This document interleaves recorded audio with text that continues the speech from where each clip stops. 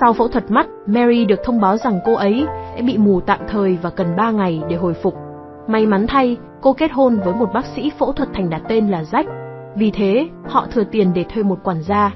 Dù phải lo liệu mọi công việc nhà, cô quản gia tên May vẫn còn thời gian tán tỉnh anh bồ cảnh sát. Anh ta rủ cô xong việc đi xem ca nhạc. Cô đồng ý với điều kiện anh ta giúp cô làm việc nhà. Cô nhờ người yêu lấy giấy vệ sinh cho ông chủ đang mắc kẹt trong cầu tiêu. Ngày đầu tiên, Mary bị mù diễn ra tốt đẹp, bác sĩ Jack tận dụng cơ hội để trêu chọc vợ mình. Bọn họ đã có khoảng thời gian tuyệt vời bên nhau. Rất tiếc là, cuộc vui chóng tàn. Jack có cuộc họp quan trọng ở Macau. Trước khi đi, anh chồng lấy điện thoại di động của vợ rồi làm rơi nó xuống đi văng. Sau khi ông chủ rời đi, cô giúp việc cũng xin ra ngoài mua thuốc điều trị hen suyễn và hứa sẽ về sớm. Mary dành thời gian với con chó của cô ấy bên ngoài nhà trong khi gội đầu. Tuy nhiên, Sam, bạn học cũ của Jack đến nhà. Jack từng phẫu thuật cho vợ Sam trước đó. Anh ta xích chú chó vào chuồng. Nghe Sam nói anh ta là bạn của chồng mình, Mary nói rằng chồng cô không có nhà. Cô mời anh uống nước nhưng anh từ chối. Sau đó, Mary ngủ quên trên ghế sofa. Cô thức dậy vào ban đêm và thấy rằng bên ngoài trời đang mưa bão. Cô gái mù lo lắng vì cô giúp việc chưa quay lại. Người đàn ông tên Sam quay lại, bấm chuông và giải thích rằng anh ấy không thể bắt xe do thời tiết quá xấu. Không chút nghi ngờ, Mary cho anh ta vào nhà. Tiếp đón nồng hậu, thức ăn, nước uống và cả cho mượn áo quần để thay. Khi ở trong phòng hai vợ chồng gia chủ, người đàn ông cao hứng nhảy lên giường trong khi ăn một quả chuối mọng nước. Mary trò chuyện với khách được một lúc thì cô biết được anh ta làm việc trong một xưởng in. Anh rất yêu vợ mình. Ban đầu, còn nói tốt về vợ, về sau lại quay ra trách móc cô, vợ bỏ đói mình. Khi nhận ra mình đang làm gì, anh ấy nhanh chóng xin lỗi và quyết định rời đi khi mưa cuối cùng cũng tạnh. Sau đó, Mary không thể rũ bỏ cảm giác có ai đó đang theo dõi mình. Cô quyết định đi tắm, nhưng vẫn cảm thấy có cái gì đó sai sai. Đúng vậy, Sam thực sự đang ở cùng cô. Giữ im lặng, nín thở, để tay anh ta chạy khắp người Mary. Điều này khiến Sam cảm thấy được thỏa mãn. Tuy nhiên, anh ta không kìm được mà nhổ nước bọt vào người Mary khiến cô hoảng sợ. Sam nhanh chóng thoát thân, trong khi Mary mò mẫn đi xuống cầu thang để xem chuyện gì đang xảy ra. Sam giả vờ nói rằng anh vừa chiến đấu với kẻ đột nhập và đuổi hắn ra khỏi nhà. Trước khi ra ngoài tìm kiếm kẻ đột nhập, Sam đã cho Mary uống thuốc ngủ để trong sữa của cô ấy.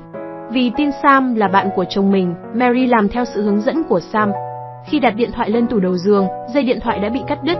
Cô gái xinh đẹp ngủ thiếp đi rất nhanh sau đó. Sáng hôm sau, Mary thức dậy, cô thấy Sam đang ngồi ăn ở cuối giường mình. Anh muốn cô xuống nhà ăn sáng, Mary thì muốn gọi điện báo cảnh sát về vụ đột nhập đêm qua.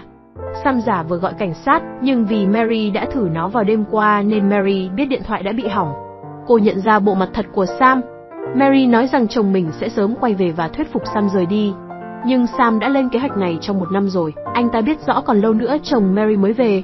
Anh ta cũng bắt giữ cô giúp việc và giữ cô ấy trong cốp xe của mình. Mary hoảng sợ và cố gắng tìm cách ra ngoài kêu cứu nhưng các cửa đều khóa kín.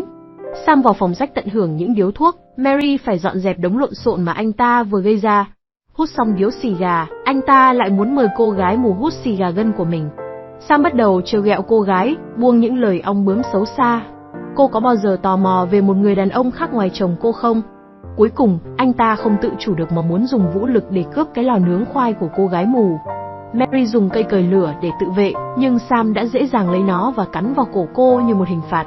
Vài giờ sau, Sam làm bữa trưa cho Mary ăn, mặc dù cô ấy không đói. Mary muốn bệnh khi biết món thằng cha kia nấu là con chó yêu thích của mình. Sam ép buộc Mary ăn. Cô phải nuốt trong nước mắt.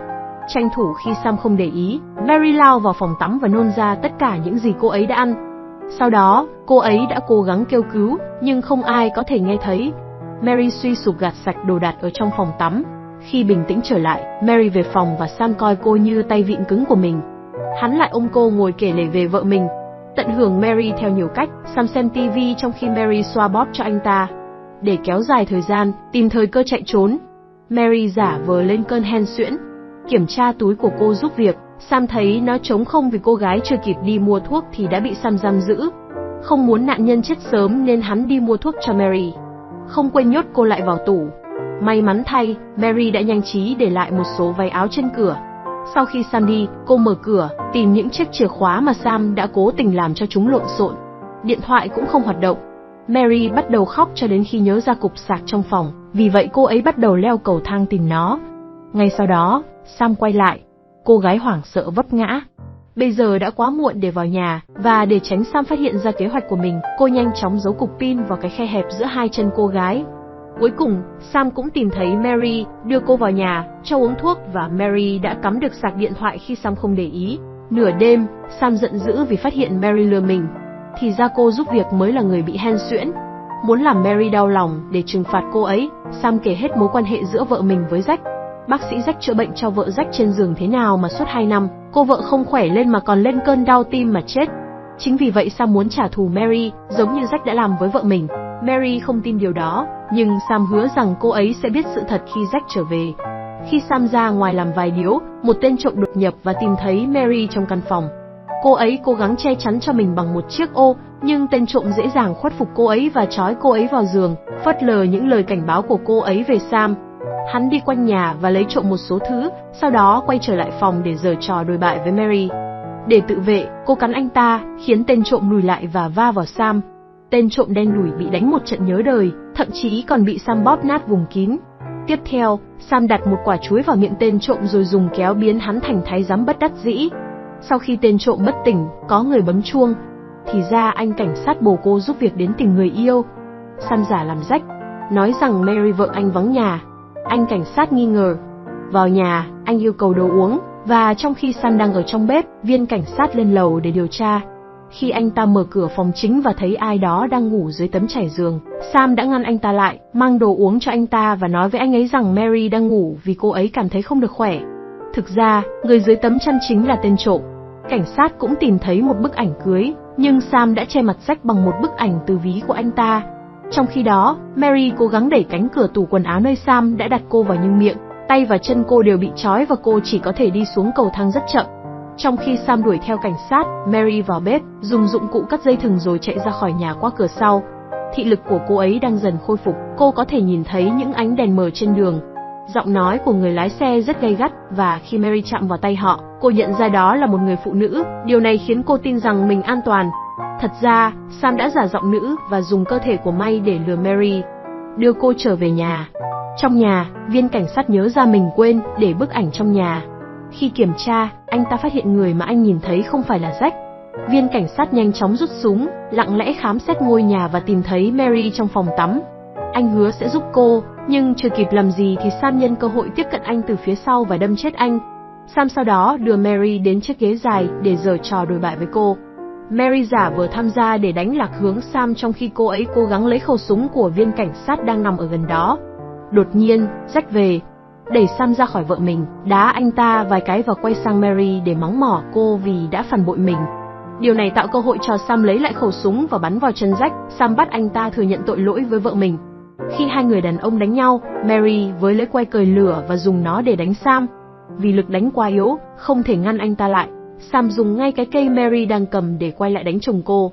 Sam vẫn chưa biết thị lực Mary đã dần hồi phục. Mary tìm cách ném một loạt đinh bấm xuống sàn, và khi Sam bước lên chúng trong khi tìm kiếm cô ấy, Mary bất ngờ tấn công anh ta từ phía sau và đốt cháy mặt kẻ thù bằng bình xịt và bật lửa. Thật không may, bình xịt nhanh chóng hết tác dụng và Mary phải chạy vào bếp để lấy một dụng cụ mới. Lần này cô ấy rắc một ít bột vào mắt Sam và đánh anh ấy bằng một món đồ đông lạnh. Sam cố gắng tự vệ bằng một cây gậy lửa, nhưng anh ấy không thể nhìn rõ lắm, và vì anh ấy không thể tìm thấy Mary, anh ấy quyết định bật lò sưởi và đẩy cô ấy ra ngoài. Tuy nhiên, trước khi anh ta có thể đốt lửa, Mary đã nhảy lên người anh ta, dùng bút chì đâm anh ta rồi bỏ chạy. Khi đến phòng khách, thị lực của cô đã hồi phục hoàn toàn. Thấy Sam đuổi theo, cô giả vờ không nhìn thấy để khi Sam áp sát từ phía sau, cô chống trả bằng cách dùng bình hoa đập vào đầu anh ta. Sau đó, cô chạy trở lại nhà bếp, lấy một đống lon bia và đặt chúng vào lò vi sóng, bật lò vi sóng và chui ra sau cánh cửa. Sam cố gắng đuổi theo cô ấy, nhưng khi anh ấy cố gắng mở cửa, lò vi sóng phát nổ và khiến anh ấy bất tỉnh. Mary bước ra, nghĩ rằng cuối cùng cô ấy đã an toàn, nhưng Sam quay đầu lại và cố gắng tấn công cô ấy. Không còn lựa chọn nào khác, Mary nhặt một cây xì phé lửa và đâm Sam. Khi Mary đi tìm chồng mình, Sam đã đang đóng giả Jack đằng sau xác chết của anh ta.